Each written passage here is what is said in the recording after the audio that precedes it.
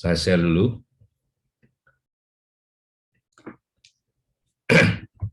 Baik, materinya tipe-tipe model linear ya. Nah, oke. Jadi persamaan model dari suatu model linear itu sekali lagi itu saya besarin dikit, bisa dinyatakan sebagai berikutnya. Ini biasanya ini vektor amatan, jadi vektor Y sama dengan matriks X kali vektor beta plus vektor epsilon, ini misalnya epsilon atau error sama aja. Nah, di sebelah kanan sama dengan ini ada X beta dan epsilon ya. Nah, karena nilai harapan dari Y itu sama dengan nilai harapan X beta ini ya. Jadi X beta, jadi itu sama dengan nilai harapan dari Y. Kenapa? Dari di sini nilai harapan E ini biasanya adalah vektor 0. Vektor 0. Nah, maka asumsi yang biasanya ditambahkan itu tentang X beta ya, yaitu bahwa X ini umumnya tidak acak, ya, X-nya itu non-random, ya, X-nya non-random. Dan biasanya diketahui, X itu matriks yang non-random dan diketahui, non ya. Sedangkan beta di sini itu non-random juga, tetapi tidak diketahui. Nah, justru itu yang dalam beberapa model itu yang kita lakukan inference-nya. Taksirannya berapa, dan pengujian yang berkaitan dengan bisa jadi kombinasi linear dari elemen-elemen dari vektor beta ini. Ya. Nah, ini sebagai struktur ya, model mean structure, jadi struktur mean dari model itu ya. Dan epsilon di sini atau E di sini, vektor E di sini itu perlu ditambahkan ya. Itu yang berkaitan dengan vektor error, di mana nilai harapan dari vektor error itu harus sama dengan vektor 0 ya.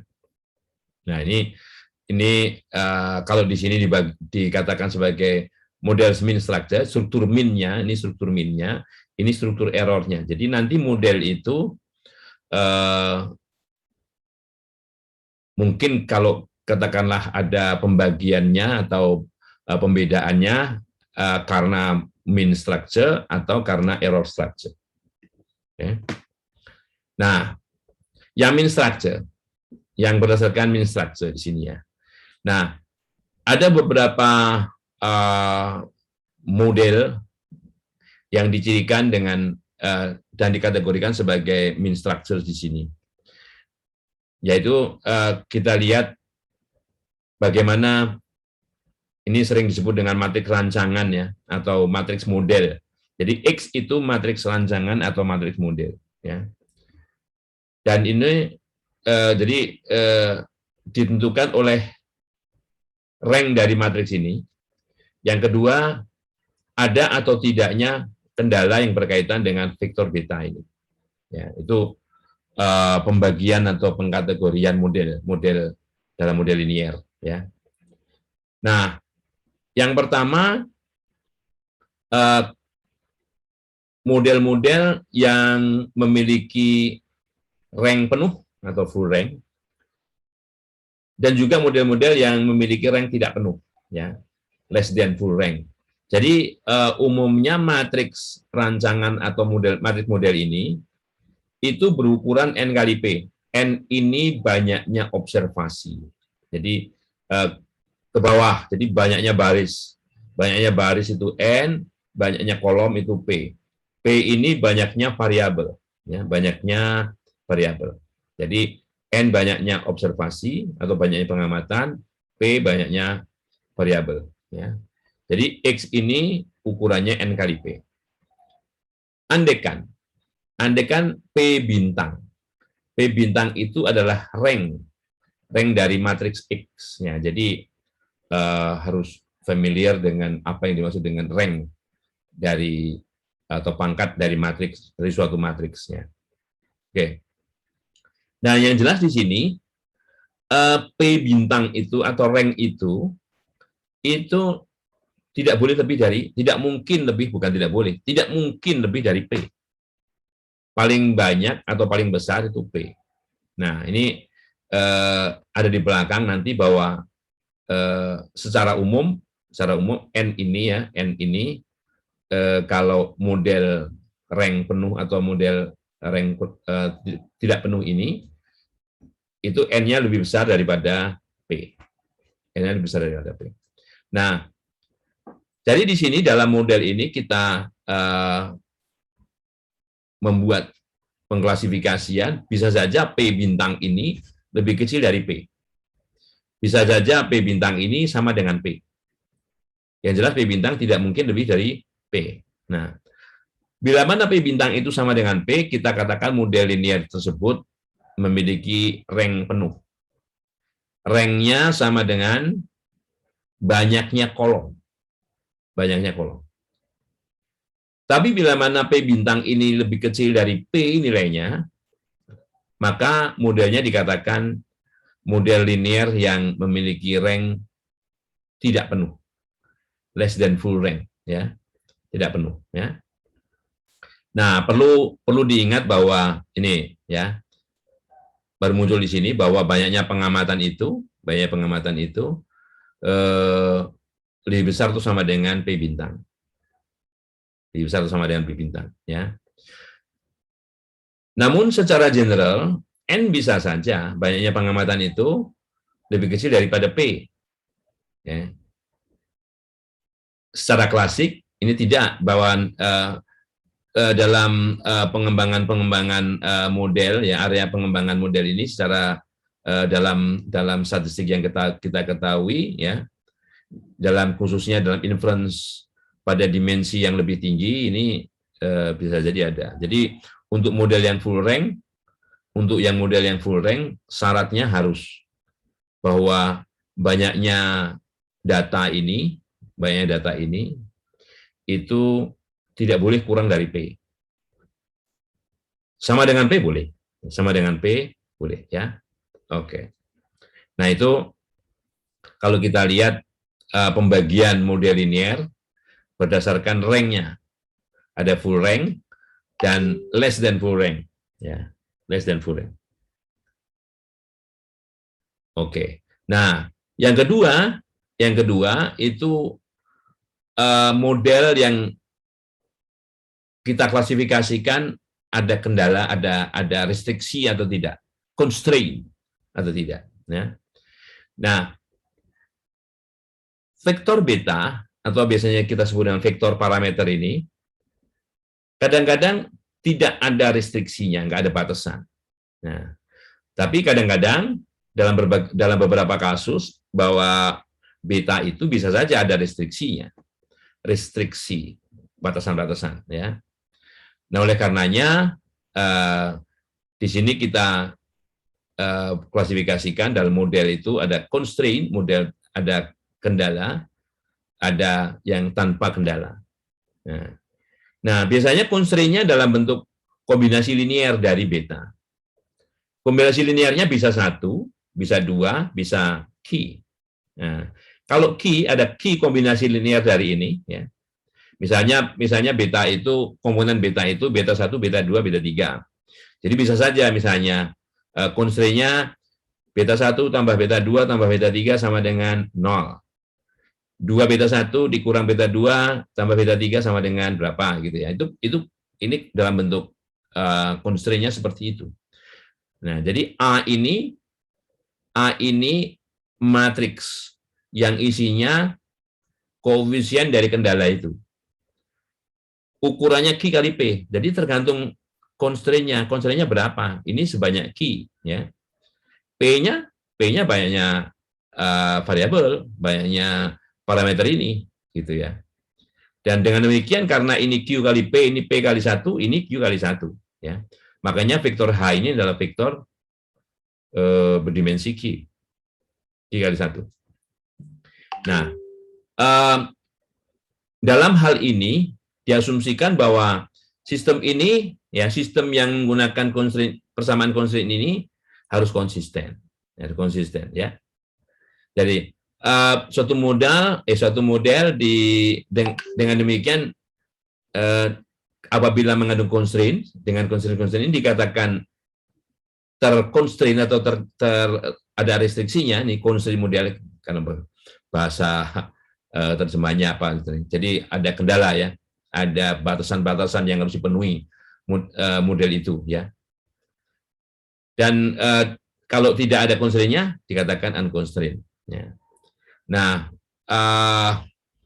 constraint dari persamaan linear dalam model linear itu bisa saja disebut saja dengan apakah dia constraint-nya real atau constraint-nya pseudo itu semu ya, semu. Oke, jadi pembagiannya itu ada model linearnya pakai kendala apa enggak, ya, terkendala apa enggak. Oke, nah yang ketiga model regresi. Model regresi tadi ada model berdasarkan full rank atau enggak, kemudian ada constraint unconstrained, yang ketiga model regresi.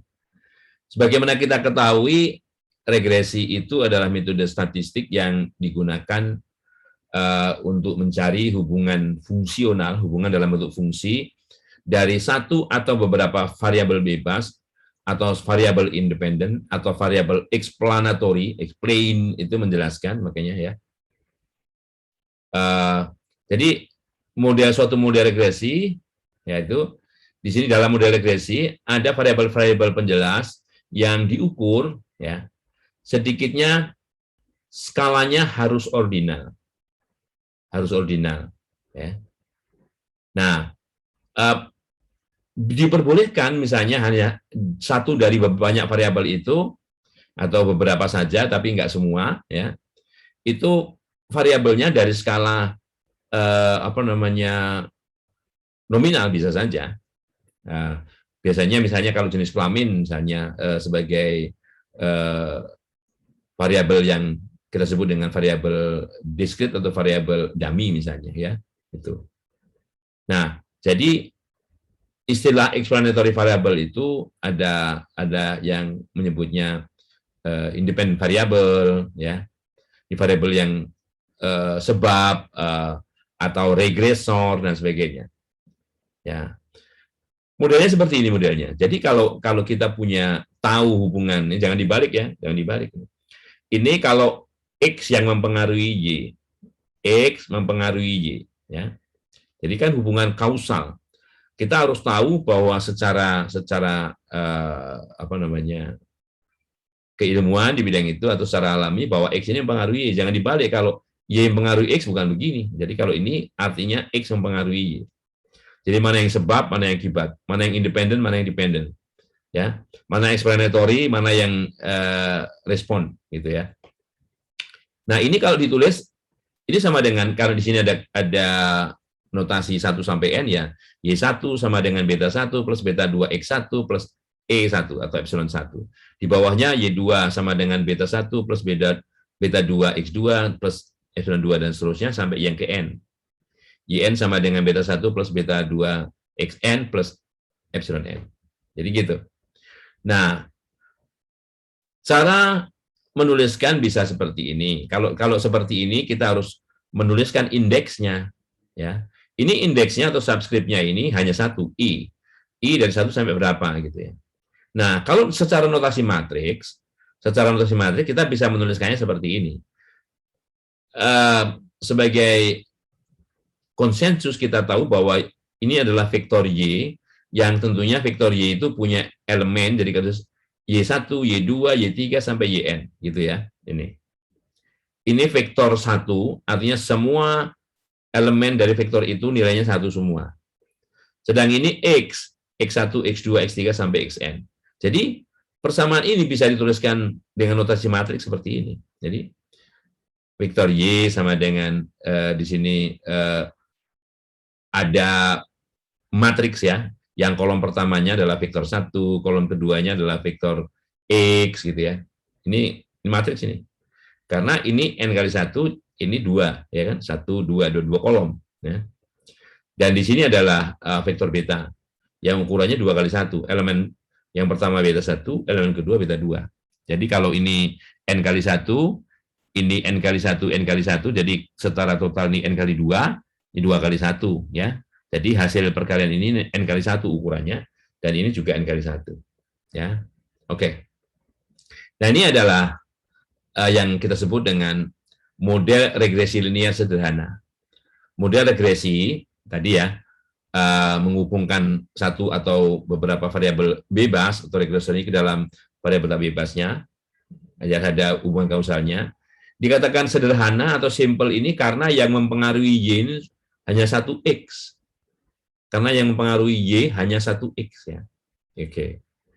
Nah, beta 1 dan beta 2 di sini sering disebut dengan ini intercept-nya, ini slope.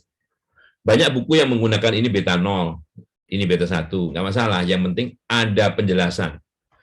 Oh, di sini beta 1-nya itu intercept, beta 2-nya slope. Ya. Nah, intercept ini ada sebetulnya agak riskan menerjemahkan seperti ini. Jadi, intercept maybe bisa jadi diinterpretasikan sebagai nilai harapan dari respon apabila X sama dengan 0. Nah, padahal seringnya pengamatan X ini ya nggak sampai 0. Mungkin nilai terkecilnya tergantung ya, nilai terkecilnya berapa. Nah, jadi istilahnya beta 1 ini kalau istilahnya bisa punya arti, bisa punya makna kalau kita juga mengamati X-nya ini juga diamati di sekitar titik 0. Ada minnya, ada plusnya ya, yang jelas di sekitar titik 0.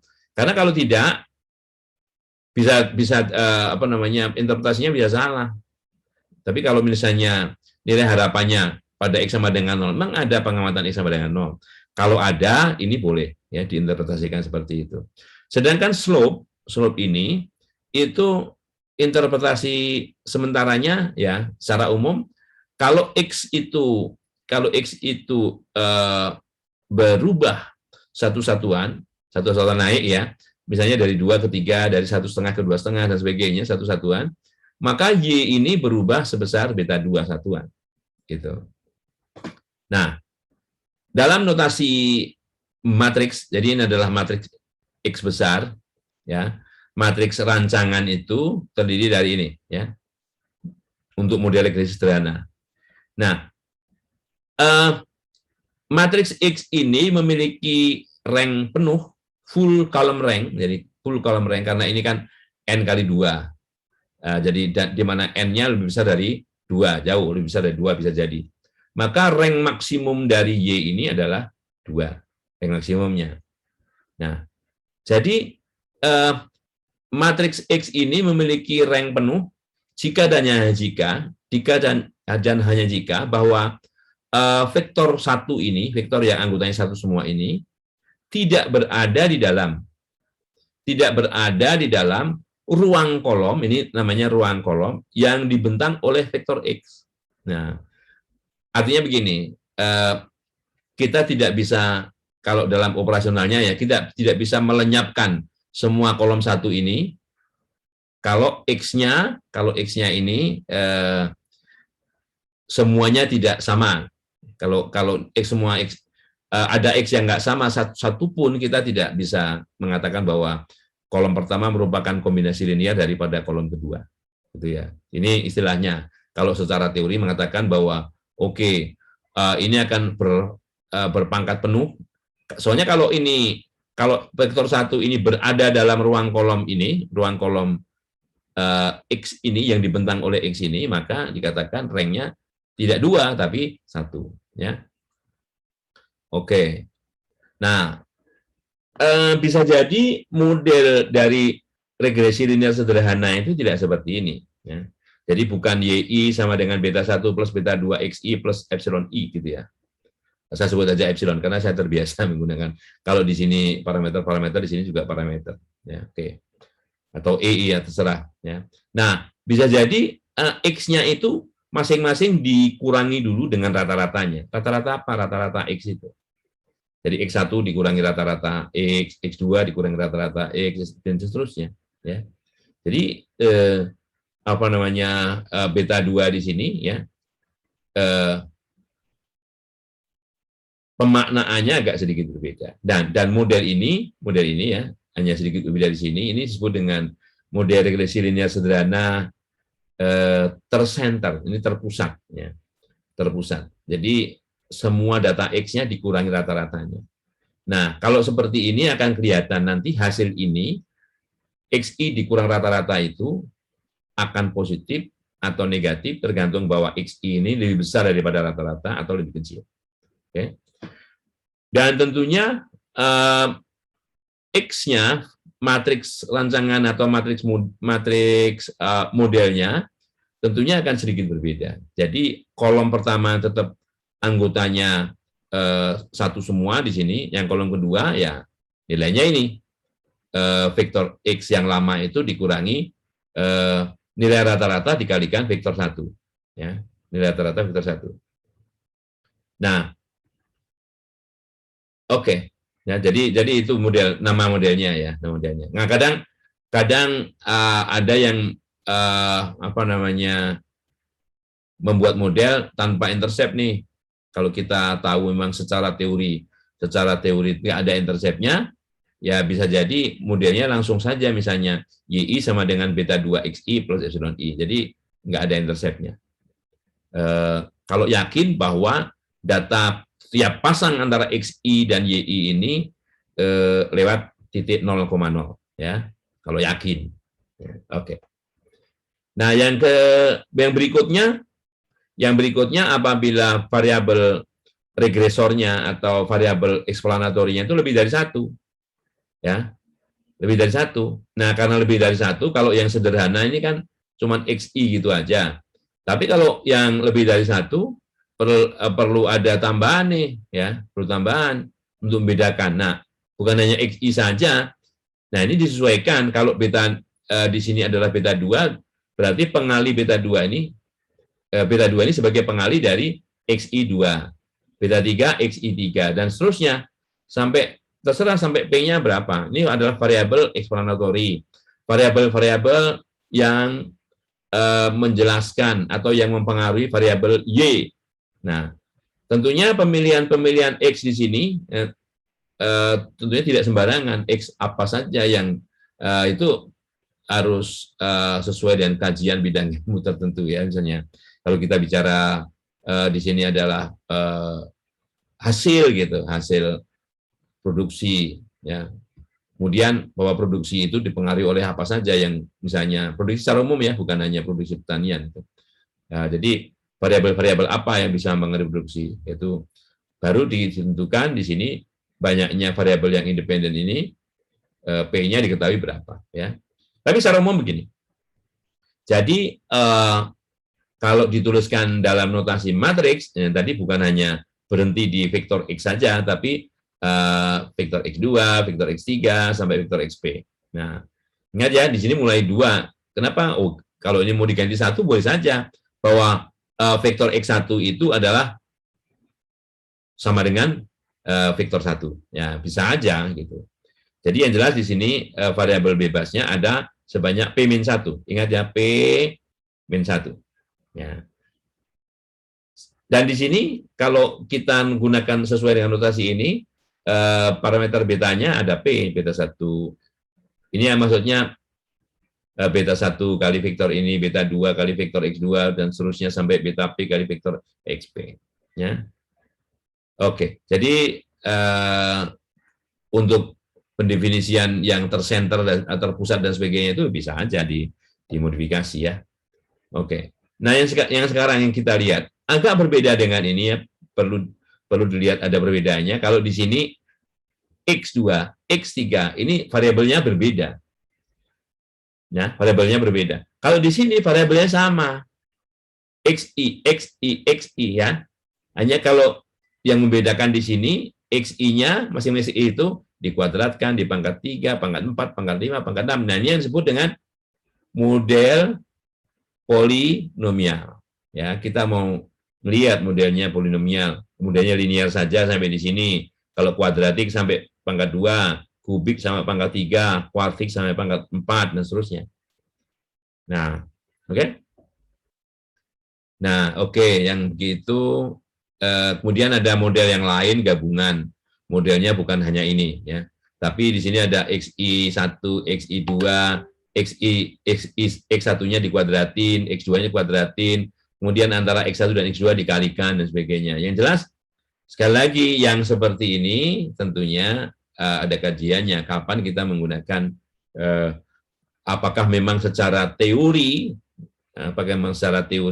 di bidang ilmu itu bahwa variabel pertama dan kedua itu memang bentuknya kuadratik sampai kuadratik responnya, dan apakah mereka bisa berinteraksi di antara keduanya. Ini istilahnya bisa diistilahkan interaksi ya, interaksi antara variabel pertama dan variabel kedua. Jadi modelnya seperti itu, pembentukan modelnya. Nah, gitu ya. Nah, ini tercenter ya, ini tercenter terserah ya. Nah, sekarang ada model lagi yang model berikutnya yang keempat ini classificatory model, classificatory ya. Nah, ini perlu dijelaskan dulu dengan sebuah definisi. Ingat ya, definisi itu acuan yang tidak perlu bukti. Ya. Suatu faktor klasifikasi adalah kriteria yang digunakan untuk mempartisi himpunan unit-unit pengamatan ke dalam anak himpunan subset yang sifatnya exhaustive disjoint, yang tidak saling ada irisannya, gitu ya. Jadi gitu. Nah, anak himpunan atau subset-subset ini disebut sebagai level. Misalnya nih dalam teladan warna mata sementara ini dikenal misalnya ada coklat, ada biru, ada brown, ada blue, ada hazel, ada yang lainnya. Kalau mungkin banyak di sini dan sedikit frekuensinya sebut saja other itu selain ini. Kalau bisa nyebutin semua bagus. Kemudian tingkat pendidikan ada no high school degree, atau artinya tidak tamat sekolah menengah gitu, sekolah SMA gitu. High school, jadi misalnya tamat SMA, kemudian ada kuliah cuma 2 tahun gitu ya. Kemudian ada kuliah ini sarjana, ada lulus master, lalu lulus doktor, mungkin ada lagi postdoc gitu loh. Sebetulnya postdoc juga bukan sebuah degree gitu ya. Ini bisa jadi ini hanya kerjaan tambahan aja. Kalau sampai PhD ya, karena ini bukan S3 juga gitu ya. Oke. Nah, jadi ini semua kalau yang pertama ini nominal skalanya ya. Karena kita bisa ngurutkan biru dulu. Biru, coklat, hazel aja, blue, brown, hazel, brown, blue, hazel, brown, kan bisa dibalik-balik di sini ya. Tetapi kalau di sini ini bukan nominal tapi ordinal. Nggak mungkin lulus SMA baru lulus SMP kan ya. Nah gitu. Oke, jadi perlu pembedaan skala pengukuran ya. Ya. Nah, ini faktornya ini. Dari eye color-nya faktornya, ini tarafnya. Pendidikan taraf ini ya pendidikan, kemudian tarafnya ini no high school degree, nah itu tarafnya ya. Oke. Jadi kemudian ada model definisi 512 ini, model Y sama dengan X beta plus SE epsilon ini atau E ini dikatakan sebagai model linear klasifikatory ya. Jika semua variabel explanatory, semua variabel penjelas ya, kecuali beberapa dari konstanta ya, konstanta itu yang satunya tadi itu merupakan variabel indikator ya, Jadi variabel indikator itu datangnya bisa dari skala yang nominal atau skala yang ordinal ya. Oke. Nah, ini si Zimmerman ini lebih suka menggunakan nama modelnya klasifikatory. Nah, klasifikatory ya. Kalau di buku-buku lain ini adalah model, ada yang menamakan model ANOVA dan sebagainya. Ini ya, ini diskusinya. Term model klasifikatory untuk model ini, model definisi 512 itu is by no means universally used, ya. Tidak banyak orang pakai ini secara meluas, ya. Misalnya Shiller, Myers, Milton, Hinkelmann, dan Campton, ya.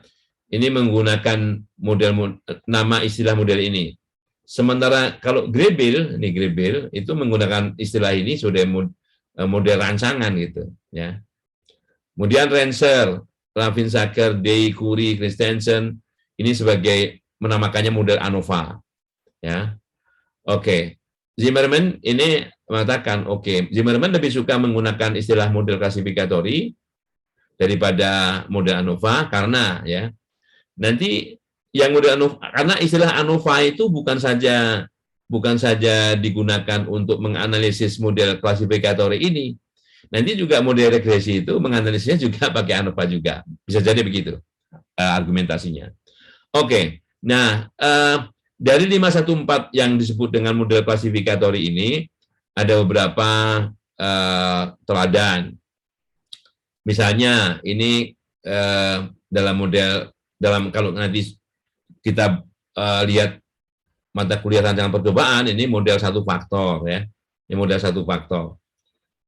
Model satu faktor ini, ya, model linear klasifikatory yang paling sederhana, ya, one factor model.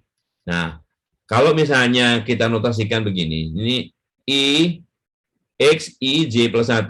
X I J plus 1 itu nilainya cuma 2. Ya atau tidak? 1 atau 0. 1 jika unit ke I ini diklasifikasikan ke level-level J. J-nya dari 1 sampai Q. J dari 1 sampai Q. Jadi I di sini I2, I3, I4 sampai I Q plus 1, ya. Nih, I Q plus 1. Nah, jadi kalau modelnya masih menggunakan model yang seperti tadi, ya, jadi I kalau J-nya mulai dari 1 berarti I2. Jadi XI2, XI3 dan sebagainya ini untuk menggambarkan yang bagian ini. Tapi untuk I1, XI1 ini sebagai pengali dari mu, ya. Nah, oke. Jadi ini menggunakan satu subscript, ya, satu subscript. Nah, untuk meringkasnya bisa jadi karena setiap I itu ada ulangannya, ya, maka untuk meringkasnya kita menggunakan 2 subscript. Jadi YIJ misalnya, YIJ. Jadi katakanlah ini kata perlakuannya ada sebanyak Q, perlakuannya ada sebanyak Q, ya, atau grupnya ada sebanyak Q, atau kalau tidak perlakuan, grupnya ada sebanyak Q, maka cara menulisnya begini. Jadi ini yang grupnya itu dituliskan dengan alfa tadi. Alfanya alfa 1, alfa 2 sampai alfa Q, ya. Alfa 1 ini pengamatannya sebanyak N1. Alfa 2 sebanyak N2, alfa Q sebanyak NQ. Jadi bisa jadi di sini karena notasi 53 diberikan, maka ulangan untuk setiap kelas ini tidak sama, ya. Ulangan untuk setiap kelas nggak sama. Sehingga kalau kita tuliskan YIJ ini dalam bentuk vektor, maka yang pertama kali Y11 sampai Y1N1 dulu. Kemudian diikuti Y21 sampai Y2N2, diikuti Y31 sampai dan seterusnya sampai yang terakhir YQ1 sampai YQNQ. Nah, ini, ya. Berapa panjang atau berapa banyak elemen dari Y ini? Ya N1 tambah N2 tambah N3 sampai NQ. Karena ulangan pengamatan dari masing-masing grup ini atau faktor ini itu tidak sama. Nah, sehingga kalau kita mau tuliskan matriks model atau matriks rancangannya ya, kita lihat ya bahwa N1, N2, N3 ini nggak sama. Asumsinya tidak sama. Jadi matriks X-nya ada berapa kolom? Ada 1 plus Q. 1 untuk yang konstanta ini semua. Semuanya 1 semua, ya. Kemudian yang di sini, ini notasi plus buletan ini direct sum. direct sum itu, ini kolomnya ada. Jadi selain ini ada key kolom kedua, kolom ketiga, dan sebagainya sampai kolom key plus 1 ya. Oke. Nah, kolom-kolom ini anggotanya apa? Matriks ini. Ya. Jadi di sini direct sum itu, kolom yang setelah ini, kolom kedua itu ada sebanyak N1. N1 1, N1-nya 1 aja gitu. Seterusnya 0 semua. Ya. Kemudian kolom berikutnya, sebanyak N1 itu 0 semua. Kemudian baru 1 gitu ya. Sebanyak N2. Selanjutnya 0 semua gitu. Nah, ini namanya direct sum. Sampai yang terakhir ada 0 dulu. 0 semua. Seberapa banyak? Ya, N dikurang N yang ke key, dan yang terakhir ada 1 semua sebanyak NQ. Ya, NQ. Ini namanya direct sum. Ya, direct sum. Oke. Ya, jadi N-nya itu jumlah dari N1 sampai N key. Dan parameternya, vektor parameternya itu tentunya yang pertama ada mu, ya. Jadi vektor beta ini elemennya apa saja. Yang kedua ada alfa 1, ada alfa 2, ada alfa 3, sampai ada alfa Q. Sehingga ukurannya adalah Q plus 1. Jadi Q plus 1 seperti yang saya jelasin tadi. Ya, Q plus 1. Di sini ada 1 kolom, di sini ada Q kolom. Jadi 1 plus Q. Ya, oke. Nah, sudah jelas bahwa kolom dari X ini adalah linearly dependent. Tidak bebas linier, ya. Linearly dependent, ya. Oke, matriksnya ukuran berapa? N kecil kali 1 plus Q. Ini 1, ini ada Q kolom, ya. Dan di sini dikatakan bahwa karena ini direct sum, jadi kalau mulai kolom kedua sampai kolom yang terakhir itu dijumlahin, ya, itu nilainya sama dengan kolom pertama. Nah, oleh karenanya bisa dikatakan kolom pertama ini bisa dinyatakan sebagai kombinasi linier dari kolom kedua sampai kolom yang terakhir. Ya. Karena merupakan kombinasi linier, maka dikatakan linearly dependent. Jadi dia tidak bebas linier. Dan dengan demikian rank-nya tidak penuh. Ya. Rank-nya tidak penuh. Ya. Tidak sama dengan Q plus 1. Hanya sama dengan Q, karena kolom pertama sama dengan kombinasi linear dari kolom-kolom yang lain. Oke. Baik. Apabila ulangan ini sama, N1, N2, N3, sampai NQ itu sama dengan R, ya. Jadi ada R angka 1, kemudian ada N-1 N-1 kali R bilangan 0. Dan seterusnya 0 di sini, kemudian ada 1 semua sebanyak R, 0 lagi. Gitu, dan seterusnya ya. Karena direct sum ini. Oke. Nah, dengan demikian matriks X ini berubah. Matriks ini lebih gampang lagi menginterpretasikannya. Nah, kalau di sini plus bulatan ini namanya direct sum, ini namanya Kronecker product. Kronecker product, ya. Ini hasil kali Kronecker ini yang pertama ini adalah matriks identitas Q kali Q. Jadi barisnya Q, kolomnya Q, semuanya 1 semua ya.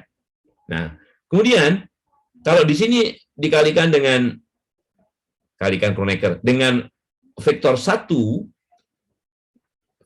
yang panjangnya R, artinya 1 1 1 1 sebanyak R, maka hasilnya adalah matriks diagonal ini. Ini diagonal, yang diagonalnya itu adalah di sini adalah 1 semua sebanyak R, 1 semua sebanyak R, 1 semua sebanyak R gitu. Jadi hasilnya itu. Ya. Oke, di mana N ini adalah hasil kali Q dan R. Kalau di sini kan jumlah, sama aja N1 tambah N2 tambah dengan NQ, ya, itu N. Ya. Oke, jadi N di sini adalah Q kali R. Jadi matriks rancangannya atau matriks modelnya adalah menjadi seperti ini, ya.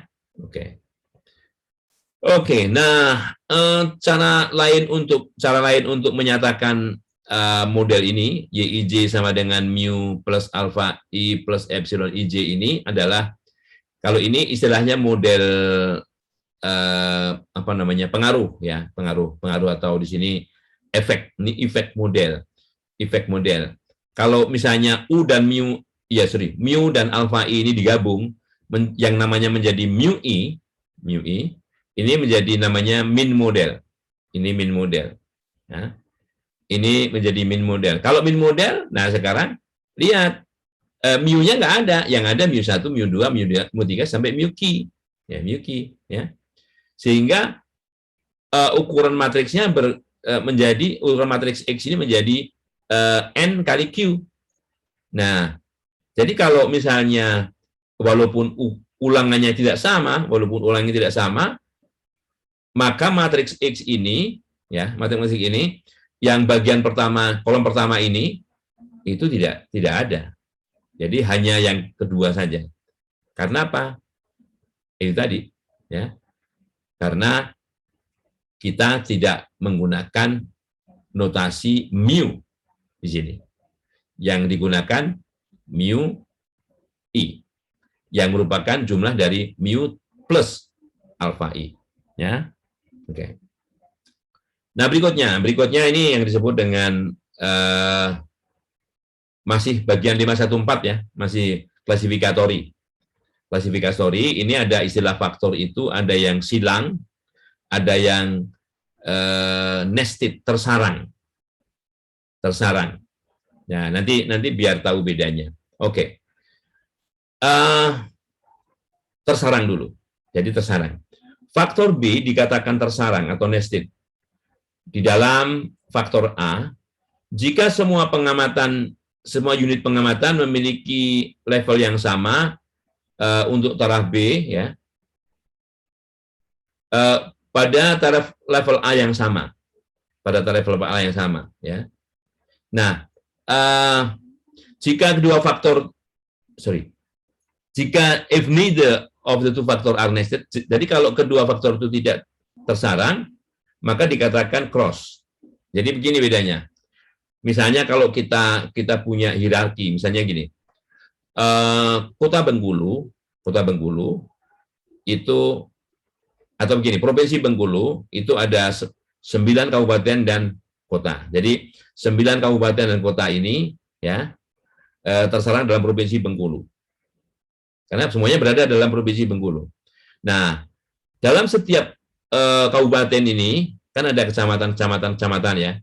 Nah, kecamatan itu dia tersarang di dalam kabupaten atau kota. Nah, bisa saja nama kecamatan sama, ya, tetapi letaknya di dalam kota atau kabupaten yang berbeda. Nah, ini yang konsep tersarang ya. Ini konsep tersarang. Nest itu sarang, jadi nested tersarang. Jadi kecamatan tersarang dalam kabupaten, ya gitu ya, jelas. Nanti ada di bawah kecamatan ada misalnya kelurahan. Nah, bisa saja nama kelurahannya sama, Sukaraja sama Sukaraja, tapi beda di kecamatan, ya. Nah, gitu. Itu tersarang. Tapi kalau cross itu misalnya kalau kita bicara eksperimental design yang menggunakan percobaan berfaktor, misalnya pupuk nitrogen dan pupuk fosfor, dua pupuk yang berbeda, A nitrogen, B fosfor. A misalnya menggunakan dosis, kalau tidak dipupuk 0, kemudian ada 100 kg per hektar, 200 kg per hektar gitu ya. Kemudian B juga gitu, walaupun dosisnya beda, pupuk B, pupuk misalnya yang A nitrogen, B fosfor, atau sebaliknya, terserah. Nah, itu kombinasi dari, jadi kalau A itu dibagi menjadi 3 taraf, ya, taraf 0, taraf 100, taraf 200 misalnya, atau berapa saja. Nah, jadi misalnya yang 100 dari A, kemudian dibarengkan dengan B yang kedua, misalnya yang 100 juga dari B, itu namanya cross. Ya.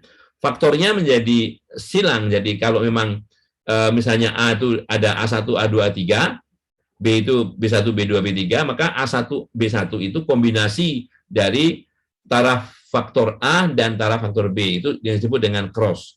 Beda dengan nested ya. Kalau nested itu tersarang di dalam. Ya, oke. Nah, ini nanti bisa yang kalau misalnya kita lihat yang cross saja dulu ya, yang cross. Nah, cross itu ya ini A dan B. A dan B ya. Tadi misalnya Q melambangkan banyaknya taraf faktor A. Jadi faktor A itu ada A1, A2, A3 sampai AQ. M itu taraf level atau taraf dari faktor B. Jadi B1, B2 sampai BM gitu ya. Nah, jadi kalau kita mau menuliskan model yang menggunakan kedua perlakuan itu, kedua faktor itu, ini faktor A-nya, ini faktor A, ini faktor B. Jadi di sini dinotasikan untuk faktor A itu mulai dari X yang kedua, ketiga sampai ke Q plus 1. Karena X pertama ini konstanta, ya. X pertama ini konstanta ya. Oke? X pertama ini konstanta. Jadi yang dilihat di sininya, indeks keduanya, indeks pertama itu baris ke, pengamatan ke. Indeks kedua ini X ke, variabel ke satu ini konstanta. Jadi, biasanya satu semua nilainya. Nah, yang di sini bisa satu, bisa nol. Yang jelas dia kategorik, ya, kategorik.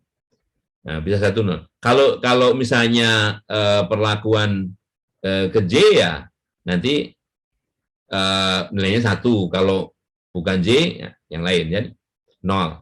Ya. Nanti kita lihat aja. Jadi kalau menggunakan notasi satu indeks, ini seperti ini ya. Ingat ya, lihat nih, J-nya dari 1 sampai Q. Kalau ini kita lihat ya, kita lihat nih, berarti X-nya mulai kolom ke 2, 3 sampai Q plus 1 ya. Nah, kolom berikutnya berarti Q plus 1. Tambah, nah tambahnya 1, 2 sampai M. Makanya ini indeks keduanya Q plus 1 plus K. K-nya mulai dari 1 sampai M ya. Jadi gitu. Ini buat cara pengindekan. Cara pengindekan kalau kita menggunakan satu indeks, ya, I saja. Ya. I dari 1 sampai N. Ingat, N kecil biasanya notasi yang general, notasi umum untuk banyaknya pengamatan. Ya. Oke. Nah, kalau mau lebih gampang lagi, tidak serumit ini, nah, kita gunakan begini. Jadi mu ini adalah rata-rata umum yang dalam model regresi itu beda satu. Yang dalam regresi beda satu. Ini konstanta. Ada yang mengatakan ini konstanta, ada yang mengatakan rata-rata umum ya. Pokoknya seperti ini. Nah, ini pengaruh faktor A. Nah, kalau mau konsisten A ya alfa, B ya beta gitu ya. Nah, tapi nggak apa-apa lah. Yang jelas perlu tahu aja. Nanti kalau baca buku saya kadang-kadang ini alfa, ini beta gitu ya. Yang penting baca apa namanya, pengkodeannya itu apa artinya ya. Nah, I dari 1 sampai Q. I dari 1 sampai Q. J dari 1 sampai M. Artinya apa? Kalau ini kita baca, ini adalah pengamatan ke K, pengamatan ke K, ya, pengamatan ke K, K-nya dari 1 sampai ulangannya ya. Karena bisa jadi untuk A yang ke I, B yang ke J itu ulangannya menjadi N IJ kan, jadi nggak sama ini ulangannya. Nah, jadi pengamatan ke K, K-nya bisa 1 sampai ini pada faktor A ke I dan faktor B ke J atau taraf I faktor A dan taraf J faktor B ya. I-nya 1 sampai Q, J-nya 1 sampai M gitu cara bacanya. Nah, jadi di sini alfa I gamma J. Ini errornya ya. Jadi persamaan yang di sini bisa digantikan dengan persamaan 56 ini. Nah, kalau kita menggunakan satu subscript, ini menggunakan 3 subscript ya. Oke. Nah, jadi NIJ itu tidak boleh 0. Paling sedikit 1. Jadi ulangannya tidak boleh 0 itu negatif ya. Oke, fungsinya ulangan itu sebetulnya adalah digunakan untuk mencari error, ya. Makanya bagusnya memang ini apa namanya? Kalau secara teori lebih besar sama dengan 1, tapi bagusnya lebih besar dari 1, minimal 2 lah gitu ya.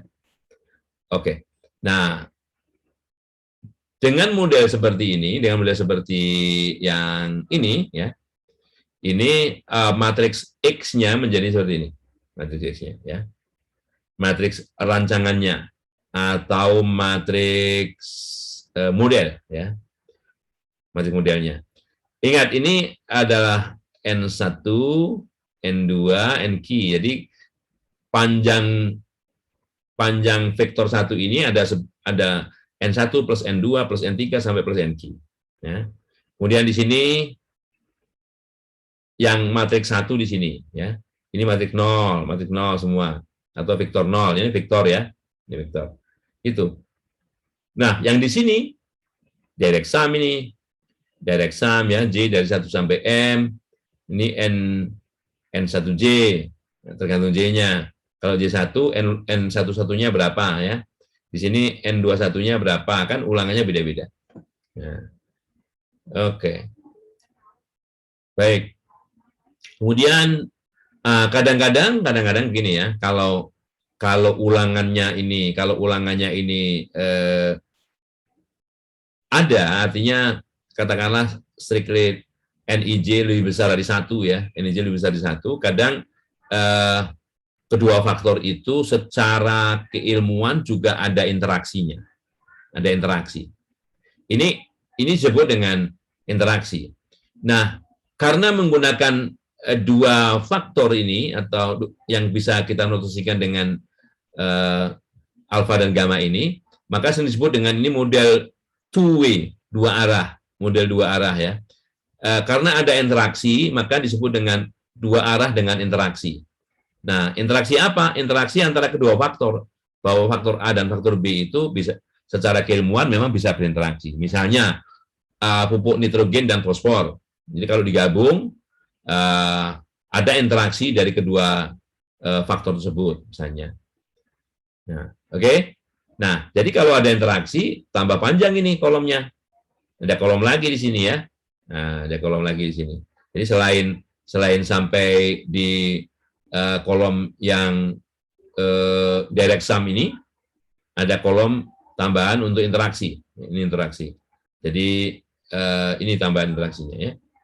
Nah, oke. Jadi parameternya juga tambah panjang ini, ya. Parameternya juga tambah panjang. Nah, kita juga bisa apa namanya merepresentasikan model-model yang ini two-way without interaction ini, ya, dengan menggunakan mu IJ, di mana mu IJ sama dengan mu ditambah alfa I ditambah gamma J.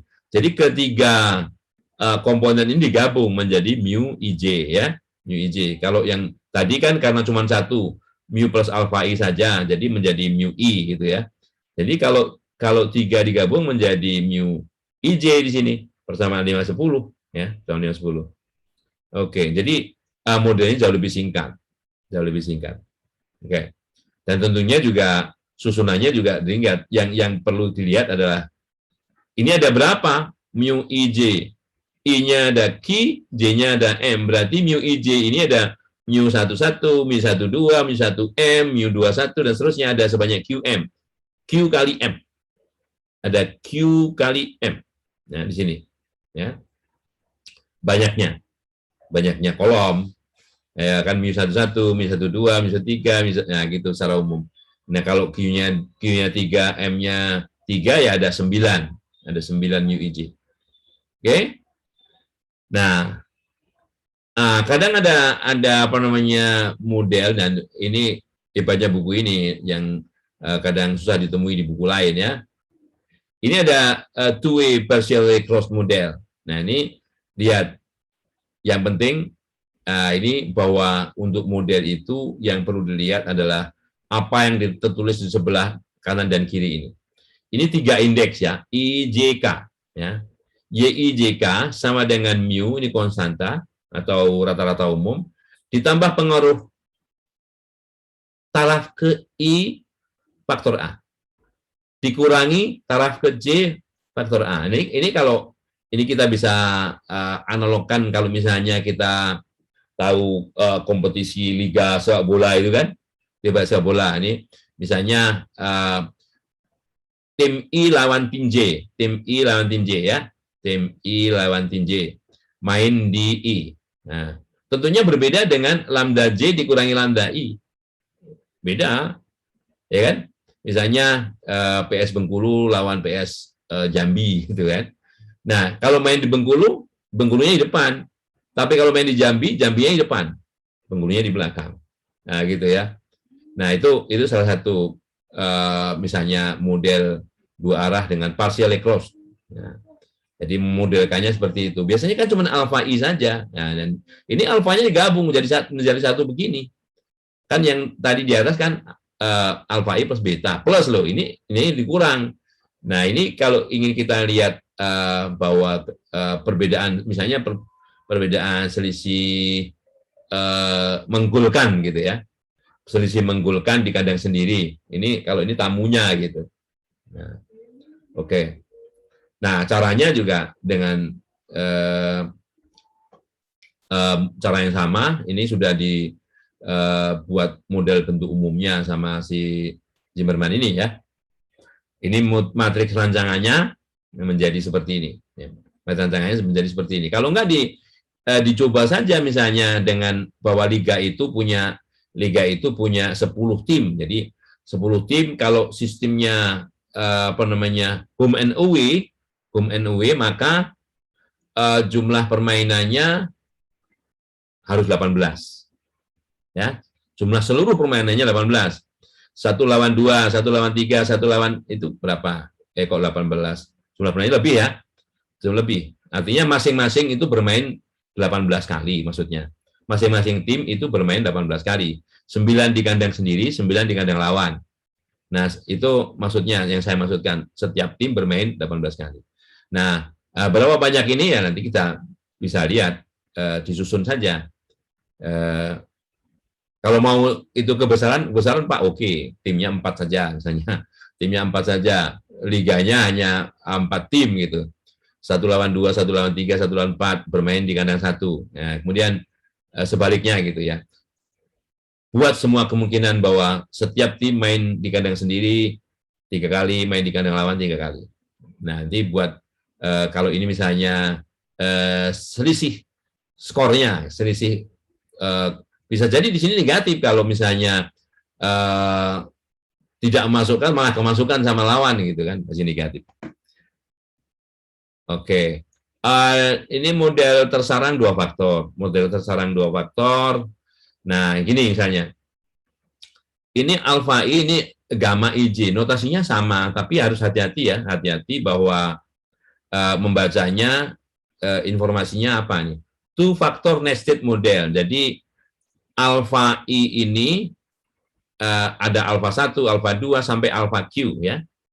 Setiap alfa I ini ada gamma ya. Kalau misalnya alfa 3, gamanya gamma 3, gamma 31, gamma 32 sampai nah ini ulangannya sampai gamma 3 M3. Nah, kalau ini I-nya 3 berarti ini M3 kan gitu. Nah, jadi gitu ya. Oke. Nah, K-nya tentunya ulangannya. Oke, model 3 faktor, nah berarti ya ABC. Kalau 2 faktor hanya AB, 3 faktor ABC gitu ya. Nah, ini tergantung bagaimana mengalokasikan. Nanti kalau misalnya sudah sampai, sebetulnya rancangan percobaan itu sudah sampai apa namanya, kalau ingin menentukan model, ini nama modelnya apa, modelnya ditulis dengan notasi seperti apa dan sebagainya itu juga tergantung bagaimana cara mengacak dari masing-masing taraf faktor itu ke unit percobaan ya. Nah, ini banyak kali, ini banyak teladannya.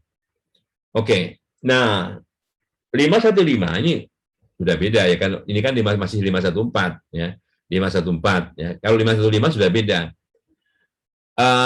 Apabila nanti mendengar apa yang disebut dengan model analisis kovarian. Kovarian itu kalau kita menggabungkan di sini. Ini misalnya di sini modelnya klasifikatori ya. Ini klasifikatori. Ya. Misalnya apa namanya, kalau kita bekerja ingin melihat pertumbuhan tanaman keras nih, tanaman keras. Ada 3 varietas tanaman keras. Varietas A, varietas B, varietas C gitu ya. Ini alfanya jadi alfa 1, alfa 2, alfa 3. Alfa 1, alfa 2, alfa 3. Nah, kalau kita mendesain sebuah eksperimen, tentunya unit percobaan itu harusnya seseragam mungkin. Nah, ternyata untuk mendapatkan masing-masing bibit varietas dari ketiga varietas itu yang seseragam mungkin tidak sulit ya. Nah, sehingga perlu pengoreksi. Nah, pengoreksi yang disebut dengan covarian. Nah, pengoreksi ini akan ada istilah pilot, co-pilot ya. Ada apalagi driver, co-driver, itu kan temannya ya. Nah, itu yang menemani itu. Nah, di sini juga gitu. Bisa jadi begini, kalau secara teori, kalau teori mungkin menumbuhkan tanaman itu, bibit tanaman karena dia tidak seragam, mungkin yang dipakai sebagai korektor di sini untuk mengoreksi di sini adalah tinggi tanaman awal. Tinggi tanaman awal. Kita yang akan amati adalah tinggi pertumbuhan tanaman itu. Setelah ditanam dari ketiga varietas itu, ya, di satuan percobaan yang sudah ditentukan, ya, yang satuan percobaan tempat untuk mencoba itu seragam mungkin semua, yang bedakan hanya yang pertama kali adalah maksudnya itu hanya varietas saja, varietas A, B, C itu, tapi ternyata nggak bisa, karena kalau varietas itu kondisi masing-masing varietas sendiri juga harus seragam misalnya. Tapi karena tidak seragam, oke, yang kita gunakan sebagai korektor, tingginya, tinggi awal tanaman bisa jadi beda. Nah, karena berbeda, umumnya yang masih tingginya masih kecil itu, yang kurang tinggi itu biasanya pertumbuhannya lebih cepat, sehingga perlu ada adjustment nanti ya dalam analisis. Nah, ini disebut dengan model kovarian. Jadi kovariannya apa? Kovariannya tinggi awal tanaman. Ya. Ini perlakuannya apa? Perlakuannya varietas. Gitu ya. Nah, jadi bukan hanya nanti kita bisa menentukan kira-kira yang menjadi kovarian itu apa, ya bisa tergantung konteksnya ya. Misalnya bisa jadi bukan hanya tinggi tanaman misalnya. Kalau misalnya unit percobaannya itu misalnya ada tanaman lain, tanaman pengganggunya, banyaknya tanaman pengganggu dalam misalnya petaan tertentu, ya, di mana tanaman yang kita pakai dalam percobaan itu misalnya diuji cobakan, kan misalnya, ya, banyaknya gulma misalnya, dan sebagainya. Itu yang disebut dengan model analisis kovarian, ya. Jadi model 1. Dan model analisis kovarian itu tambahannya hanya ini saja. Kalau kita lihat dari matriks X yang ada di depan tadi, ya, ini bedanya ini. Tadi hanya dua komponen ini saja ya. Nah, ini sekarang ada tambahan nih. Tambahan yaitu vektor X. Kalau tadi karena apa? Karena kalau di sini kan modelnya kategorik ya, kategorik 101010 gitu. Kalau di sini kan enggak. Misalnya tinggi tanaman atau banyaknya tanaman pengganggu dan sebagainya kan bukan 0101. Nah, itu yang disebut dengan kofaktor. Nah, jadi mirip gabungan di sini regresi, di sini model yang kita kategorikan dengan analisis varian tadi, ANOVA dan regresi itu ANOVA ya. Dan parameternya juga bertambah 1, ini gamma ini. Karena gamma ini sebagai pengali dari X ya. Nih. Ini juga parameter ya. Nah, ada uji-uji tertentu dalam analisis kovarian, itu kita lihat dulu apakah gamma ini signifikan apa enggak. Ya, kalau gamma ini enggak signifikan, model ini bisa dihilangkan kan begitu. Nanti bisa lihat di beberapa video mungkin yang sudah saya buat ada itu ya. Oke. Nah, pengklasifikasian model yang lain itu adalah berdasarkan struktur dari galat. Struktur dari galat ini, ya. Karena umumnya model itu adalah model yang pertama ini, yang disebut dengan model Gauss-Markov. Jadi model Gauss-Markov itu berasumsi bahwa vektor galat atau vektor error itu memiliki bentuk ini. Jadi sigma kuadrat I identitas. Artinya ini matriks diagonal. Matriks diagonal. Meskipun sigma kuadrat itu merupakan sebuah nilai yang positif nilainya dan tidak diketahui. Berapa ini ya nggak tahu. Pokoknya sigma kuadrat gitu ya. Nah, sigma kuadrat, sigma kuadrat, sigma kuadrat. Nah, makna dari sigma kuadrat semua itu yang pertama bahwa masing-masing variabel itu memiliki keragaman yang sama, ya, keragaman yang sama. Kalau ini ditentukan ada i-nya tergantung apa namanya kolom yang ke berapa, berarti dia tidak sama variabelnya, keragamannya. Nah, keragaman yang sama ini sering disebut dengan homoskedastik. Homo itu sama, skedastik itu apa namanya varian yang positif. Oke. Nah, jadi homoskedastik. Nah, sedangkan karena tidak ada kovarian, berarti antar variabel itu saling independen. Nah, ya. Oke. Jadi secara ruang parameter itu himpunan semua. Jadi ruang parameter, himpunan semua, ya, parameter yang ada dalam model. Nah, yang ada dalam model kan semuanya beta 1, beta 2, beta 3, beta sampai beta P, ya. Ya. Makanya di sini betanya itu berada dalam ruang berdimensi P. Nah, oke. Yang kedua, bahwa varian. Variannya nggak mungkin varian itu negatif. Variannya harus positif. Di sini kita tidak menggunakan lebih besar sama dengan 0. Kalau variannya sama dengan 0, semua data sama. Ya. Ini variannya harus positif. Berapa nilainya nggak tahu. Yang jelas ini parameter, ya, parameter. Ini ada sebanyak P, ini ada 1, ya. Jadi keseluruhannya ada P plus 1 parameter. Oke. Nah, ini yang model yang dinyatakan seperti ini sering disebut dengan model Gauss-Markov. Jadi model linier dengan tambahan informasi bahwa varian errornya atau varian epsilon atau varian vektor E ini adalah seperti ini disebut dengan model Gauss-Markov, ya. Oke.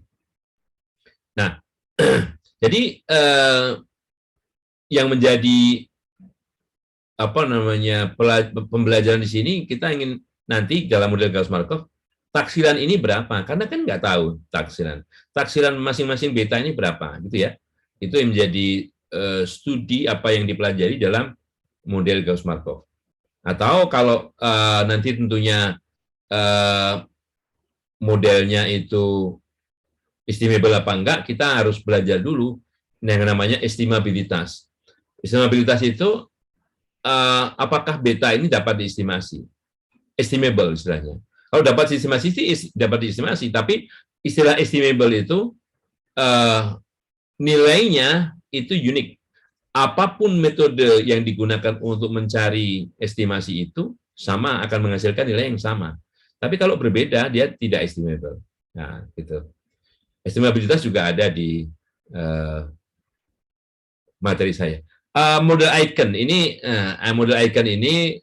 agak sedikit berbeda di sini bahwa varian errornya itu sama dengan sigma kuadrat kali matriks W, ya. Matriks W ini apa? Ya sembarang matriks yang jelas nilainya non negatif definite, ya. Non negatif definite. Sedang sigma kuadrat itu seperti tadi nilainya harus bilangan positif. Nah, jadi kadang-kadang juga lebih spesifik lagi kalau bukan hanya non negatif tapi kadang-kadang positif definite. positif definite.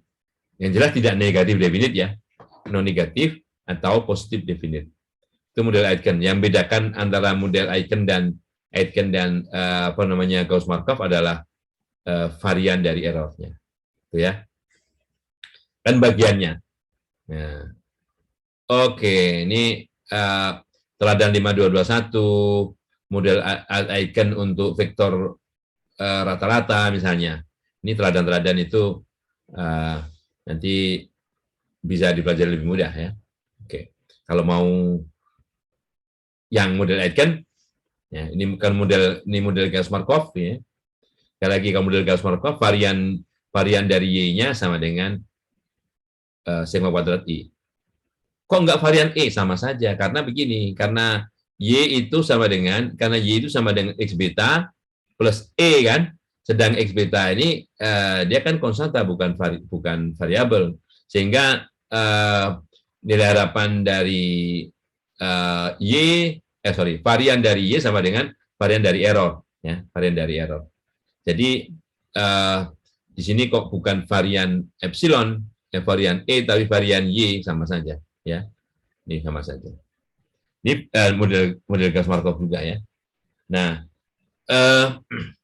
sehingga untuk masing-masing rata-rata masing-masing faktor ini, karena i itu kan ada I1, I2, I3 sampai INI.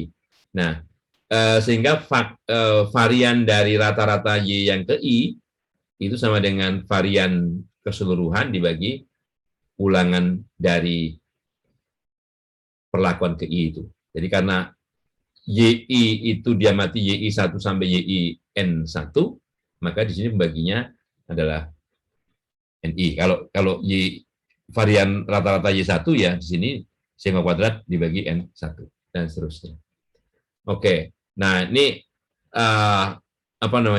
taksirannya ini ya, taksirannya ini Y rata-rata sama dengan. Jadi kalau di sini dituliskan sebagai Y rata-rata ini sama dengan ini X, ini X apa namanya, baca kalau seperti ini X bar ya. Nah, kalau di sini, kalau seperti ini head, kalau ini bar, kalau ini tilde, kalau ini nggak tahu namanya, X bulan itu, bulan ngadep ke atas ya. Nah, ini bisa dinyatakan sebagai taksirannya, modelnya seperti ini, di mana X-nya, kalau X-nya adalah ini vektor baris X1 sampai vektor baris yang ke XM. Ya. Nilai harapan dari vektor E bar ini vektor 0, dan dengan demikian varian dari vektor E bar, karena masing-masing itu sigma kuadrat dibagi N1, dibagi N2, dibagi N3, dibagi NM, tergantung varian dari variabel yang mana ini ya, maka varian E bar ini bisa dituliskan seperti ini. Ya. Nah, oke. Nah, dalam kasus model Aitken yang positif definite, maka matriks W-nya itu bisa dinyatakan sebagai direct sum dari seper NI. Jadi seper NI misalnya kalau N1 itu 5, seperlima, N2 seperempat, ya seperempat, dan seterusnya. Ya. Yang di bawahnya ini 0. Ya. Oke, seperti matriks diagonal. Oke. 523 atau mungkin ada yang ingin ditanya dulu ya. Nah,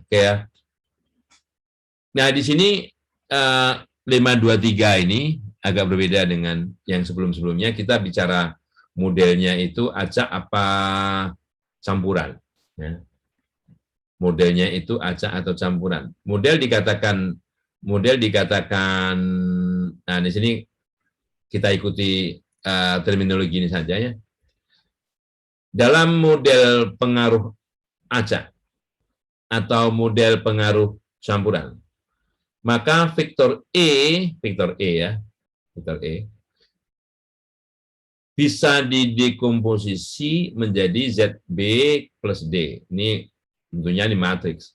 Ini N kali Q, B-nya Q kali 1, jadi N kecil kali 1, ini vektor epsilon ya, vektor E. D-nya juga tentunya berukuran N kali 1. Ya. Nih, Z-nya ini ya. B-nya vektor Q dan begini. B merupakan vektor acak dengan rata-rata 0 ya, dengan rata-rata 0 B-nya. Dan disebut dengan faktor acak.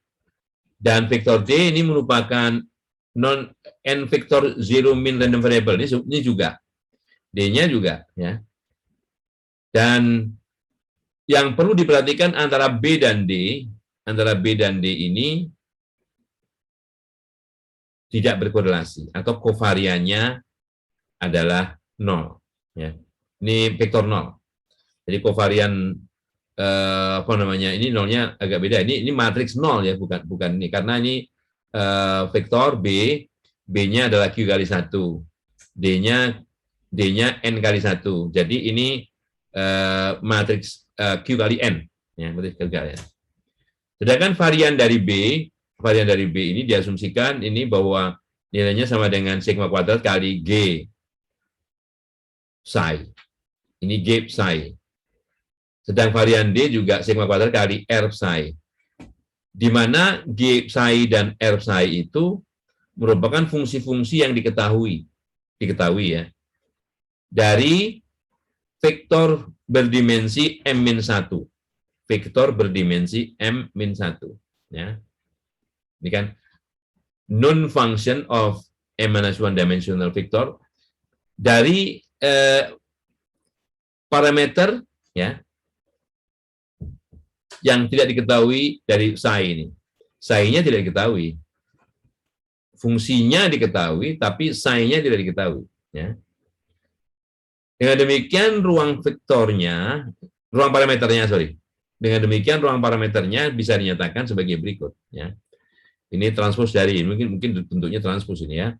Jadi sigma kuadrat dan psi T, psi transpos.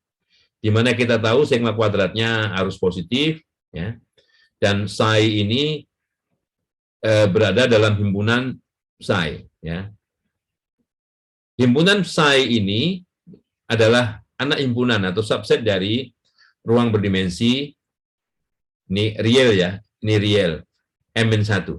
Ini R, M-1 itu bilangan real kali bilangan real, artinya setiap psi itu bisa bernilai bilangan real. Oke, nah yang jelas di sini.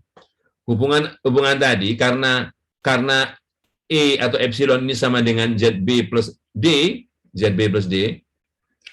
maka variannya sama dengan ini cara menulisnya, varian vektor E sama dengan, karena E sama dengan ini, varian ZB plus D. Ya.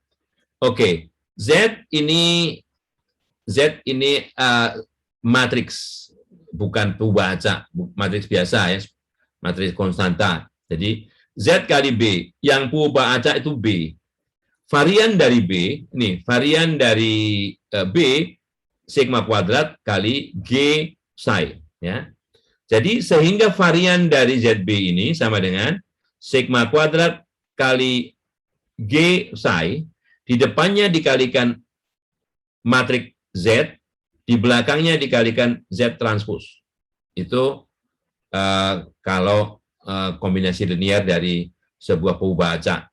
Yang ini kombinasi linearnya dalam bentuk matriks ya. Jadi Z transpos. Yang perlu diingat itu. Yang kedua, ini baru varian yang ZB. Varian D-nya adalah R psi ya, varian D. R psi. Jadi sigma kuadrat R psi. Ini varian D-nya. Yang ketiga, kita harus lihat antara B dan D itu saling bebas apa enggak. Oh, ini saling bebas nih. Kovariannya sama dengan 0. Oleh karenanya varian E ini sama dengan sigma kuadrat kali Z G psi Z transpos plus R psi ya. 512. Oke. Yang tentunya ini juga non negatif ya, non negatif definite tentunya dengan mempertimbangkan kalau kita mau lihat korelasi ini di bab 2 ini ya, korelasi 215/12 1 dan teorema 215/3 mestinya sudah kita pelajari di awal ya. Oke. Jadi jadi secara umum ini ya. non-negative definite, tetapi not a positive scalar multiple of a fully specified. Ya. Jadi bukan suatu skalar yang perkalian, skalar yang positif, merupakan perkalian dari fully specified matrix unless sigma is known. Jadi kalau sigma, kecuali sigma diketahui ya. Jadi yang jelas, pokoknya yang jadi pegangan bahwa nilai variannya dari epsilon ini adalah, kenapa begini, lihat aja di atas ini ya. Yang pertama merupakan jumlah dari masing-masing varian ini, karena yang diketahui varian B, varian vektor B adalah G psi, varian ZB sama dengan Z kali G psi Z transpose. Ya. Ada sigma kuadratnya, karena di sini varian B sama dengan sigma kuadrat kali G psi. Ya. Varian D-nya R psi. Karena B dan D tidak berkorelasi atau kovariannya adalah 0, maka cukup dari hasilnya sampai ini aja. Ya. Oke, itu model dari apa namanya mix model ya. Nah, jadi kalau mau dituliskan Y sama dengan ini ZB plus D, kita bisa juga menuliskan menambahkan begini ya. 1 mu plus ZB plus D ya. ZB plus D ini kan ini konstantanya ya. Oke. Jadi model pengaruh acak dan model campuran ini hanya berbeda with respect to. Jadi nilai harapan dari responnya. Ya, bedanya di situ. Dalam model acak, there is at most, jadi paling banyak satu pengaruh tetap di sini. Ya. Yang secara umum, ya, with an overall constant, yang secara umum secara keseluruhan konstan, dan sehingga model persamaan modelnya hanya dituliskan seperti ini. Jadi Z, Y, vektor Y, ini vektor amatannya merupakan ZB plus D. Ya. Atau kalau mau pakai mu juga boleh. Nah, jadi kalau yang bedakan hanya ini ya, with respect to expectation of the responses. Jadi nilai harapan dari Y itu. Ya. Dalam model campuran, persamaan model ini is completely general ya.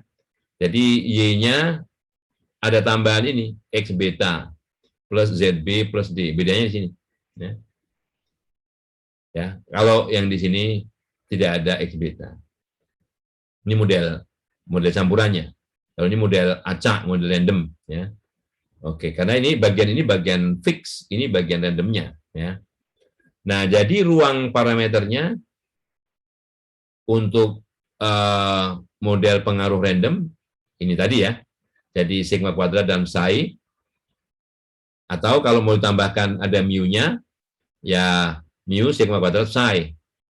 Perbedaannya mu-nya bilangan real, sigma kuadratnya positif, psi-nya berada dalam hubungan psi, ya.